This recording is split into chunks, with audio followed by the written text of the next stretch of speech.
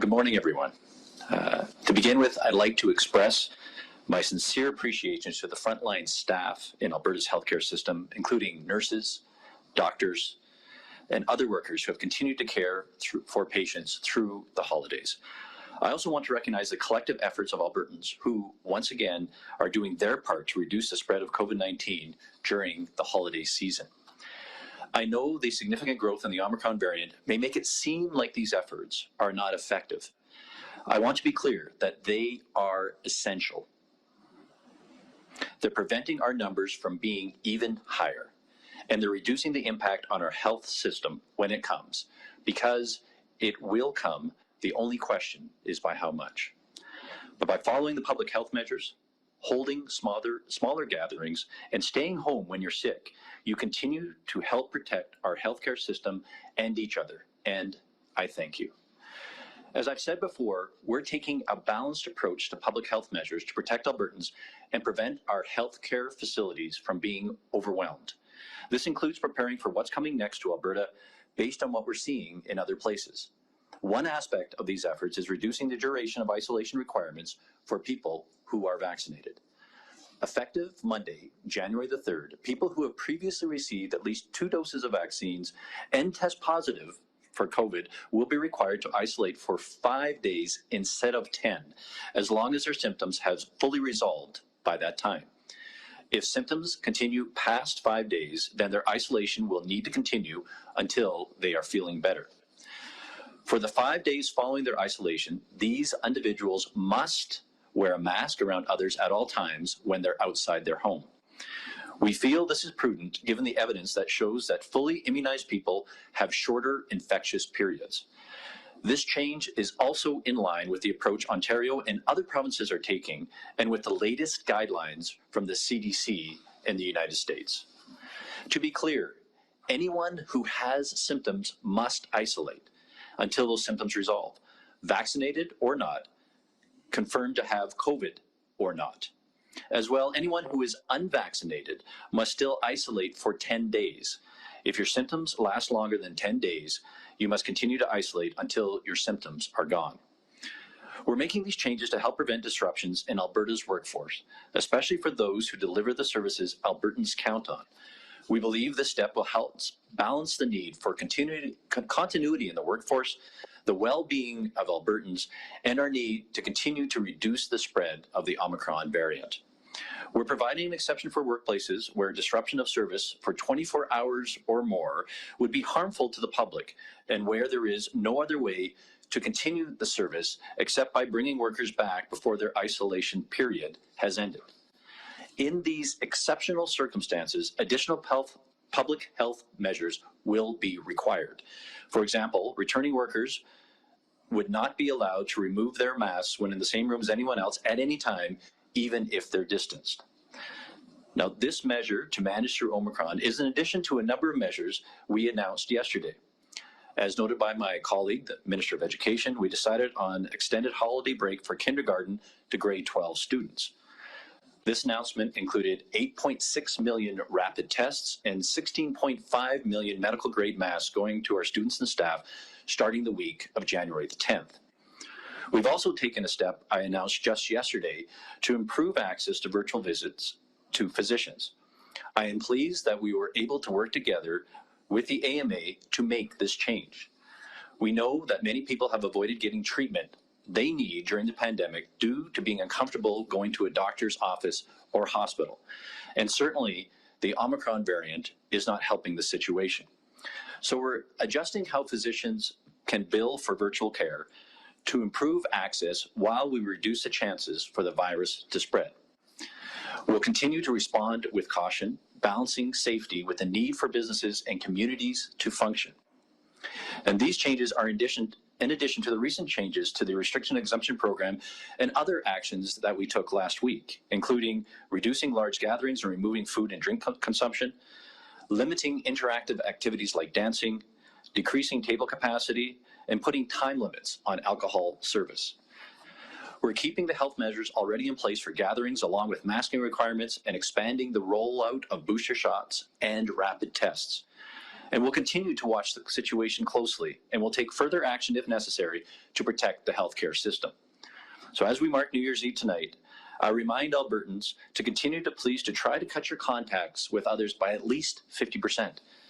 I know this is not the New Year's celebration or the start to the New Year's that any of us wanted, but it's a balanced approach that will help us protect our healthcare system and each other. 2022 brings hope that the end of the pandemic is finally in sight when we get through the Omicron wave, and every Albertan who gets vaccinated is helping to bring it closer. If you haven't received your booster shot, please book your appointment today. Booster shots are available to all Albertans age 18 and older starting 5 months from your second dose. You can book your booster with participating pharmacies and AHS facilities either online at alberta.ca or by dialing 811. Again, I'd like to thank Albertans who have done so much this holiday season by keeping your contacts limited and following the public health measures. And I ask you to please continue to keep doing your part as you celebrate New Year's Eve tonight. Together, we can reduce the spread of COVID and keep each other safe and healthy. Thank you. And now I'd like to turn it over to Dr. Hinshaw for some remarks. Thank you, Minister, and good morning, everyone. I'd like to begin today's update with a reminder that we do not have new data available today. As I said last week, we have adjusted our reporting over the holidays as a way to give our teams some much-needed time off while still providing 2 media availabilities and case numbers 3 times this week to keep Albertans informed. Other provinces have also reduced reporting or are following a similar holiday schedule. It has, of course, been a very long 2 years for everyone. A full numbers update for December 23rd to 28th was posted online Wednesday, and estimates were provided yesterday afternoon. We will resume regular reporting, including a day-by-day breakdown for today to January 3rd on Tuesday. As of yesterday, we had about 21,000 active cases of COVID-19 in the province that we know about. As has been true throughout the pandemic, the total number of new and active cases in the province is greater than those figures, and this has been further changed by our necessary recent adjustments to testing protocols, similar to other provinces coping with extraordinary volumes of cases. This isn't new. From the beginning of the pandemic, daily numbers have only given us a snapshot of the situation. They've shown us proportionality and trends, what areas of the province are experiencing surges in cases, for example. This information provides evidence that has allowed us to make and measure decisions, but daily case numbers have never been an exact count. They have never included those Albertans who choose not to get tested because their symptoms are so mild or because they're non-existent and they're not aware they have the virus. In previous waves of the pandemic, we believe our PCR testing program captured about 1 in 4 cases of COVID-19. In the 4th wave, that changed to about 1 in 6. As more individuals who are symptomatic or have been exposed to the virus test themselves at home with rapid antigen tests, that ratio is dropping even more with the Omicron variant. Fortunately, we have additional monitoring tools to help us gauge the level of transmission, including leading indicators like wastewater surveillance and syndromic surveillance, and lagging indicators such as serology sampling. In addition, we are still able to monitor severe outcomes due to COVID-19 with no change. We have also had real-time data emerging from around the world as other countries and other provinces are experiencing the Omicron variant in several weeks ahead of us.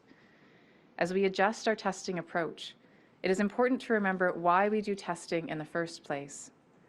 Testing for infectious diseases has several purposes. First, and most importantly, it helps plan treatments for those who are infected, and for this reason we must ensure that PCR testing is accessed promptly by those who need it for clinical care. Second, it helps to identify and manage outbreaks in high-risk settings where infections are most likely to cause severe outcomes, like acute care and continuing care. We must maintain timely access to testing in those locations as well. Third, testing helps us with surveillance and monitoring, which does not require diagnosis of all cases. We have been testing more broadly for COVID-19 than for any other infection we have ever dealt with, but this was primarily due to the initial pandemic response goal of containing spread of the virus by individual case and contact efforts. We do not need to document the majority of cases in order to have an effective surveillance system, and we are adjusting to the new testing approach.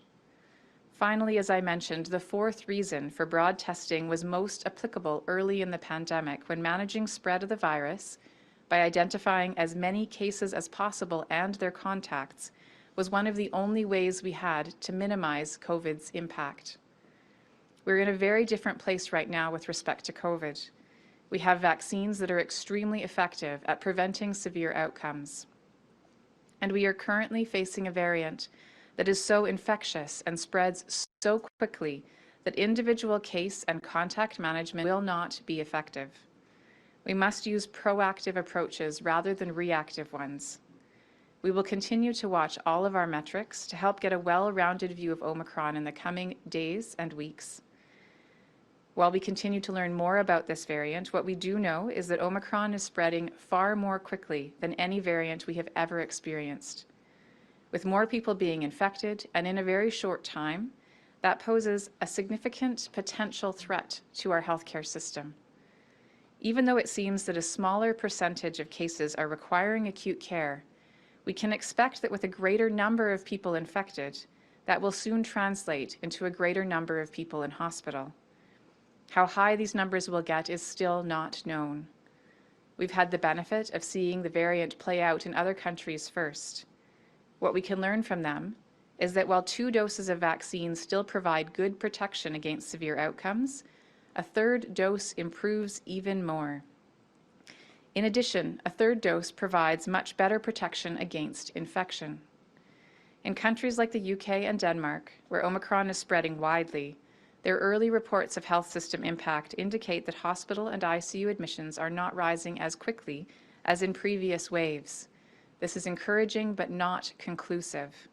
It is still too early to know the full impact of Omicron, even in those other countries.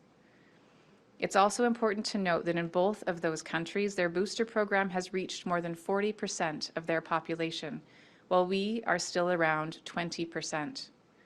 I urge everyone to get their 3rd dose as soon as possible with whatever vaccine is available to you. I want to speak specifically about the Moderna vaccine and mixing different vaccine types.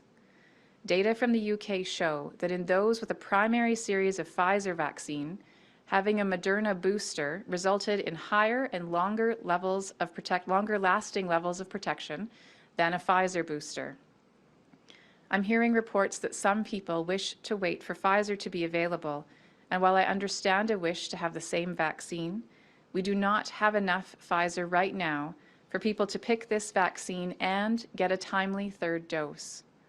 Please take the vaccine that is available to you soonest.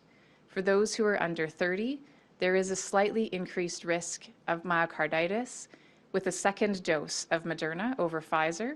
We don't yet know if this will hold for the 3rd dose. So while it is recommended that Pfizer can be the 3rd dose option for those under 30, if individuals wish to choose Moderna, they are able to do so. If you get Moderna, you can be confident that this booster is giving you the best protection available. Getting every dose of vaccine you are eligible for is an important way to slow the growth of Omicron and to mitigate the risk to our healthcare system and to Albertans. It is also critically important to limit in-person contact with others and follow all measures currently in place. I say this knowing that today is New Year's Eve, and tonight and over the weekend, many people are planning to gather with family and friends to ring in what we hope will be a much better year. I know we are all so tired of COVID. Many of us hoped that last New Year's Eve would be the last celebration we would have to put on hold because of the virus. Unfortunately, COVID doesn't care about our celebrations, and it doesn't care that we miss getting together with family and friends. Our best defense right now is to keep our social interactions small, because wherever COVID has the chance to spread, it will. We need to limit our gatherings or postpone them altogether. I know this is difficult. This year, restrictions do allow for us to go out with friends or gather indoors to celebrate the new year, but they require us to do so in a limited way. If going out to a restaurant or party in a hall or other venue, all restrictions must be followed. Please keep groups small. Wear your mask when you're not at a table and when you're not eating and drinking. And very importantly, if you feel even slightly ill, please stay home. If you're going to an indoor social gathering or if you're hosting one yourself, please keep it small, 10 people maximum, and the fewer the better. Ask any guests to stay home if they're feeling ill, and if you're feeling ill yourself, please cancel the gathering. I know that living in Alberta can make it difficult to celebrate outside in the winter, and we've been reminded of this over the past several days. But it looks like the forecast for this weekend may be cooperating with milder temperatures. So if you're able to celebrate New Year's Day outdoors, please do so. You may even find it a welcome relief from being cooped up indoors over the last week or so. Wherever you go and whatever you do, you should anticipate that one or more people present in any location will likely be infectious with Omicron, even if they don't have symptoms. Make decisions and take precautions based on that assumption and the knowledge that action now is critical to preserving our healthcare system in the coming month. Even though this is not the way any of us want to celebrate the new year, there is still hope. Over the last year, Albertans have demonstrated their strength and resilience and determination to end this pandemic. Most of us have gotten 2 doses of vaccine, and many are now getting the booster. Children 5 to 11 now have vaccine available to them and are getting their first doses, with second doses coming soon. That commitment to doing the right thing is what gives me hope for the year ahead. We must continue to do what's right for us and for our communities, to work together so we can truly enjoy a start to a brand new year. Thank you, and we're happy to take questions. Thanks, Dr. Hinshaw and Minister Copping in Calgary. We'll go to the phones right away, but a reminder first, if we don't get to you, you can follow up with us separately offline as always. So we'll go to the phones. First caller, please. Thank you. The first question is from Emma Graney, Globe and Mail. Yeah, g'day, Dr. Hinshaw and Minister Copping. Thanks for taking my question. Happy New Year to you both. First question here on the shorter isolation period.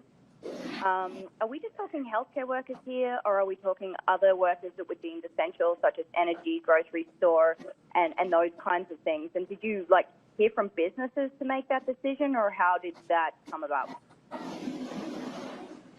So I can start off answering the question, and maybe Dr. Hinshaw, you can add. So again, we're providing flexibility for first the 10 days to the 5 days applies generally. We are providing additional flexibility for certain employers who are providing essential services, and they can't replace an individual who perhaps within that isolation period can't be able to provide the service, that flexibility, but they actually have to put other measures in place to do that. And it's really important for essential services, and we're asking employers to take a look at that, as well as, so they'll make the decision based on essential services and guidance with the CMOH, but as well they'll need to put additional measures in place. But Dr. Hinshaw, if you'd like to elaborate on that, please. Sure. Thanks, Minister Copping. So as you said, the change to a 5-day isolation period for fully immunized individuals, as long as symptoms have resolved by 5 days, is applicable across the entire province for anyone. So that change is based on the evidence that those who are fully immunized shed virus for a shorter amount of time if they have a breakthrough infection, as well as the analysis that shows that if we can have more people complying with that isolation period, and we know that shorter isolation periods are easier to comply with than longer ones.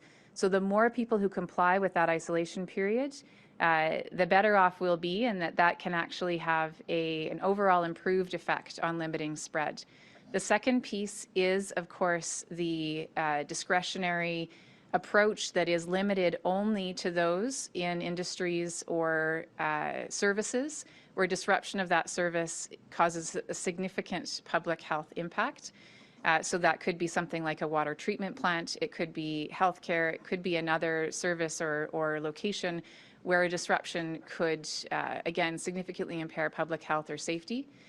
Those exceptions we anticipate will be less likely to be needed given the universal 5-day isolation period. However, there could be instances where a particular critical service does need to bring some people back earlier than that time period. And if so, again, there will be very specific rules laid out for additional precautions and what kinds of criteria that those businesses will have to meet. And all of that detail will be available on Monday. Thanks, Dr. Hinshaw. A follow-up, Emma? Yeah, I do actually. I just wanted to switch over to this boosters. You mentioned that we're at 20% take-up of the third booster shot here in Alberta. Is that pace quick enough for your liking regarding the fifth wave? Obviously, we've got a lot of cases here. And are we seeing all the slots being booked as they come up? Are they being left empty? What does that actually look like right now? Thanks. Well, thanks for the question. So I'll start and ask Dr. Hinshaw if there's anything further she wishes to add. So we're continuing to expand our capacity, our rapid flow-through clinics. AHS has established one in Edmonton, one in Red Deer, bookings available in Calgary next week. We have supply for third doses, a significant supply of Moderna. So that's why Dr. Hinshaw, asked all Albertans to consider that. And actually, my understanding is that there have been some studies which actually suggest that Moderna is very effective, particularly as a booster shot. And we're getting additional supplies of Pfizer coming in as well. When we compare ourselves against other provinces, we seem to be doing well in terms of increasing boosters. But we urge all Albertans that haven't done that yet to go book it and get their booster shots. Pleased to see that particularly those who are older, where we opened that up earlier in December, like for example, groups age 65, 69, over 50%. Over 60% of that age group has actually got the shot. So we encourage them to actually increase that even further. And we ask all Albertans right now to make a booking and get that booster, because that is one of the best ways that we can actually slow down the spread, because we know a third booster is very effective against the Omicron in terms of from getting it. But 2 doses as well are effective against severe outcomes. So asking all Albertans to get the booster shot. And Dr. Hinshaw, do you have any further to add? I think the one additional piece would just be to let Albertans know that there are different ways to access boosters. So as Minister Copping mentioned, there's more appointments coming online, and people can check regularly the Alberta vaccine booking system to see if there are new appointments that have been added, for example, through the rapid throughput clinics. In addition, many pharmacies still have walk-in appointments available. So if you're finding it challenging to book a timely dose, then you can certainly try walking into a nearby pharmacy, as there still are slots available through walk-ins. Thanks for that. So we'll go to the next question, please. Thank you, Tyler Dawson, National Post. Thanks for taking my question. I just wanted to ask about the rapid test rollout. It seems like they're pretty scarce these days. I'm wondering if you have an update on when pharmacies and whatnot will be receiving more of those test kits. Yeah, we will get to the detailed numbers shortly. I'll ask the department to do that. We have focused on getting additional tests. We've asked the federal government for 10 million tests monthly, January, February, and March. We've also just procured directly an additional 10 million tests. We received a portion of that this week, and then over the next 2 weeks or next 3 weeks, we'll receive the remainder. And we're actually looking at procuring more tests. So I urge you to, department, we can reach out to you in terms of the details, in terms of the rollouts. We have more coming. We're getting them out as quickly as we can, and urge all Albertans to sort of check on the website to see what's closest to you and pick up a rapid test as soon as you're able. Thanks, Minister. Tyler, we'll follow up with numbers for you separately. Follow-up? Yeah, the booster doses, at what point, if any, are you going to change the definition of fully immunized to 3 doses instead of 2? Yeah, so at this point in time, we're looking fully immunized is still 2 doses, and that's what we're actually maintaining. We may have to consider that down the road, but again, we're trying. We're monitoring Omicron and what the impact it may have on the healthcare system. That's very concerning. We're being cautious, and so we'll continue to do that assessment as we go forward here. Thanks, Minister. So we'll move to the next question, please. Thank you. Jeremy Thompson, CTV. Hi there. Question for Dr. Hinshaw. I'm just you spoke already a little bit about the testing and sort of how the use of it has changed as the pandemic has progressed here, but still wondering about sort of the current testing capacity. We've seen that the highest testing numbers last week were only about half as high as we were testing about this time last year. And actually, one of our reporters was trying to book a test yesterday, and he got a message that told him, based on his location or appointment volume, that online booking was not available for him at that time. So I just, what's going on with our testing capacity? It's important to remember that there are two aspects to testing capacity. The first is the swabbing capacity. So in terms of the ability for people to get that appointment through one of the assessment centres to get the swab taken. And we know right now that Omicron is spreading differentially in the province. I expect that within the next week we will see widespread transmission across the entire province. However, as has been common with previous waves, we have seen the initial spread focused in cities. And so in Edmonton and Calgary, where we are seeing the earliest uptick in numbers, there is significant pressure on those assessment centres and having people able to access swabbing as quickly as they were able to access it before. So that is something that we've been working very hard with Alberta Health Services on, but ultimately there is a significant demand for healthcare workers to provide vaccinations, to work in acute care, to do other types of tasks. And so trying to maximize the ability to get those swabs done in a timely way, while at the same time, again, having to partly limit that demand by encouraging people who have symptoms to take a rapid test and to use a positive result as confirmation unless they do have those medical conditions. So again, right now, one of the main pressures is on the ability to have those swabs taken because we do have differential pressures in different parts of the province.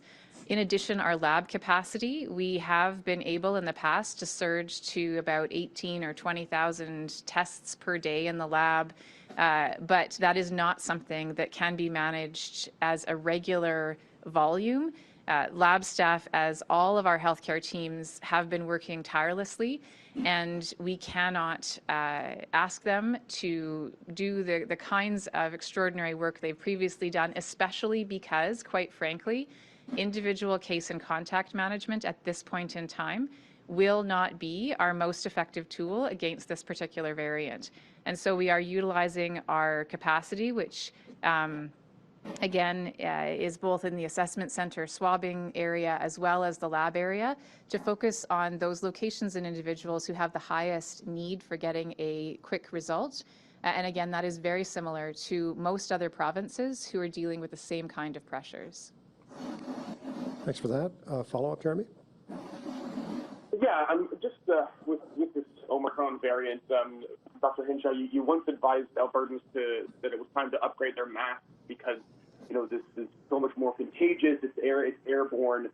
So I'm wondering why healthcare workers in hospitals and testing sites are not required right now to wear N95s or KN95s. In fact, lots are still wearing surgical masks and face shields.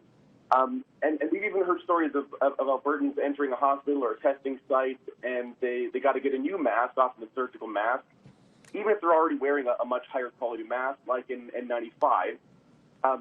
N95s are obviously more expensive, so there's some allegations out there that you're putting money over the health of nurses and other AHS staff.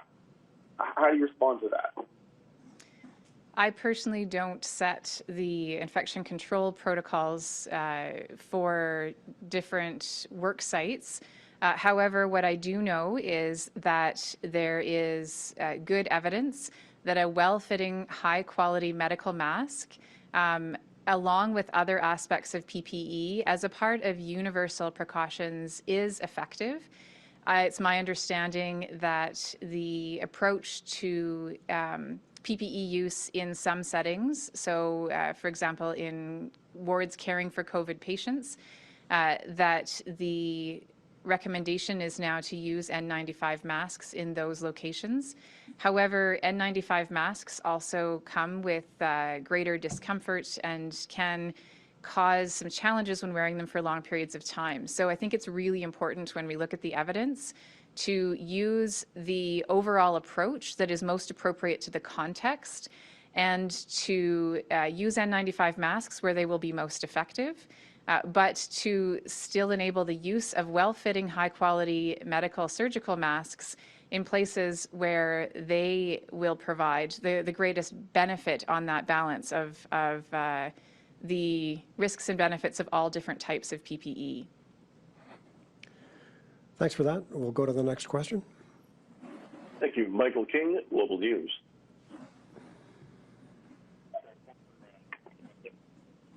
For Dr. Hinshaw, what feedback or evidence shows that people who maybe won't comply with a 10-day quarantine will now comply with 5 days? We know that throughout the pandemic, there have been a range of responses to the public health measures. And what we've looked at in collaboration with other provinces is the differential impacts of different lengths of quarantine, isolation. So the studies, we don't have randomized controlled trials that indicate that people would be more likely to comply with 5 versus 10 days, but we do know that the ability for people to successfully complete a shorter isolation is enhanced when we inform them that we're doing that based on the evidence of shortened viral shedding periods in those who are fully immunized. So I want to be clear that the decision to shorten the period of isolation is based on the science that shows that full immunization does limit the duration of infectiousness. And it also is based on, again, the assessment of different types of impacts. So if we felt that the viral shedding was not impacted, this would not be the appropriate course of action to take. However, because we do have that evidence to show that shorter shedding period, we are requiring that people do wear a high-quality mask for the duration of that 10-day period, and that this aligns with the changes in other jurisdictions. That, in my opinion, this is the best balance of, again, benefits and harms, looking at all of our possible options.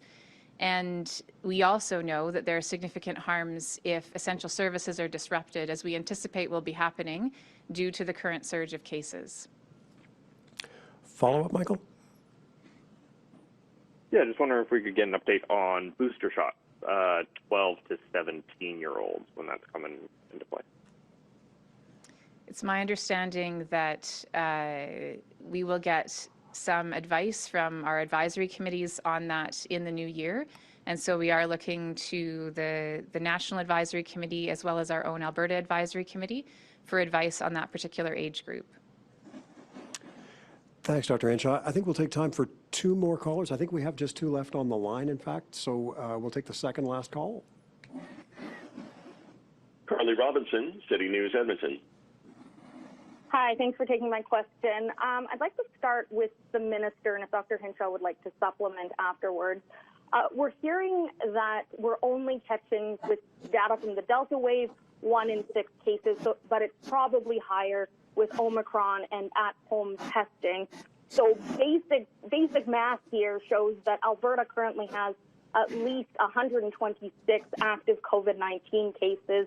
Yesterday was our highest day of reported cases on record. But today there's no new restrictions. I was hoping you could explain what Cabinet's logic was in this move. Well, thanks for the question. As you know, Omicron is challenging all provinces across the country and a number of jurisdictions around the world, and we're using largely the same tools to manage it. It's just the timing may be different in different circumstances based on what the provinces or that jurisdiction is seeing. So, for example, here in Alberta, as you know, when it came to restrictions to manage the spread, we never really, with a few minor modifications, coming out of the fourth wave, we never really changed those restrictions. And in addition, on December 24th, a number of new restrictions came into effect to manage the spread, and we're watching those very closely. But we've also taken other actions, like we've seen in other jurisdictions, in regards to rapid antigen tests. Also looking at increasing booster shots, and even just this week, we've taken another number of measures to help manage through that. The announcement we made today in terms of move from 10 to 5 days in regards to isolation. We announced yesterday, my colleague announced in terms of postponing opening of schools, so we can, that will have an impact in reducing the spread, very similar to what other provinces have done. In addition, by putting mask and rapid antigen tests in the schools, that will continue to help manage the spread. And as well, even just the change that we made in terms of access to family physicians. So we are actively looking at different ways we can manage through this. We're using the same tools that we see across the entire country that are being used by different provinces, maybe slightly different approach, but generally in the main, we are broadly using the same approach. And as indicated in my remarks, we are watching this very closely. And if we need to take more measures, we will. Thanks, Minister. Follow-up, Carly? I was just hoping to get Dr. Hinshaw's perspective on that same question and that number of how many active cases are estimated right now, but also on, are we staying with the restriction exemption program with all the new stuff we're learning about Omicron, with its incubation period being shorter, so a test 72 hours ago might be out of date, as well as 2 doses of the vaccine not being as effective as 3. Just sort of reaction to all of those things and how we're staying the course now, I guess. It's the role of elected officials to make decisions about pandemic management, and it would not be appropriate for me to comment on their decisions. Thanks for that, Dr. Hinshaw. I guess we've had a bunch more reporters join the queue. I'm sorry we will not be able to get to everyone today. Please do follow up separately if there's anything specific we can answer for you. So we'll go to the last call right now. Tricia Kindleman, CBC. Good morning. Thanks so much. Dr. Hinshaw, just kind of expanding off of that last question. We heard this return to school delayed yesterday and then the shortened isolation period today. I'm just wondering if there might be, this could be leading to some confusion. It seems like these two steps could almost work against each other if community spread isn't mitigated. Are you worried it could just end up in schools a week later? We need to anticipate that Omicron will be in every aspect of our society in the next several weeks. As I mentioned earlier, we should all anticipate that wherever we go outside of our own homes, there's somebody there who's infectious with Omicron. This is spreading farther and faster than anything we've ever seen before. And a portion of our pandemic plan is related to the measures that we need to take to preserve essential services and to keep a kind of foundational structures functioning. So we do need to look at trade-offs, and we do need to make sure that what we're doing is minimizing the chance that people are out in public during their highest infectious periods, which is why I want to emphasize again that anyone who has symptoms, even if they have a negative test, whether that's a PCR test or a rapid test, anyone who has symptoms should be staying home and away from others. And having that 5-day isolation period targets the highest infectious period, followed by the mask wearing, which will minimize the chance of onward spread. But we will not stop Omicron. It is not possible. All we can do is slow it down, and that is exactly why we need to be taking these precautions everywhere we go. We should be anticipating that we will all be exposed to Omicron at some point in the next several months. And we need to remember those regular daily precautions and follow the basics with rigor, because that will be what stands us in best stead. Thanks for that. Follow-up? Yes, thank you. You touched on the essential services there and mitigating the expected disruption. But can you give us any idea about what the projections might look like for those potential expected disruptions? Part of it depends on how quickly, again, the virus spreads, and that's something that, again, we can all help to mitigate. So I don't have projections of service disruptions that I would be able to comment on. But what we know, based on what other countries have experienced, is that we should expect that Omicron continues to spread widely for the next several weeks at minimum. And again, the important thing is that if all of us are following the basic precautions rigorously every day, we can help slow that spread. And that is the most important thing that we can do right now. Thanks for that, Dr. Hinshaw and Minister Copping. So we'll wrap it up there. Thanks, everyone.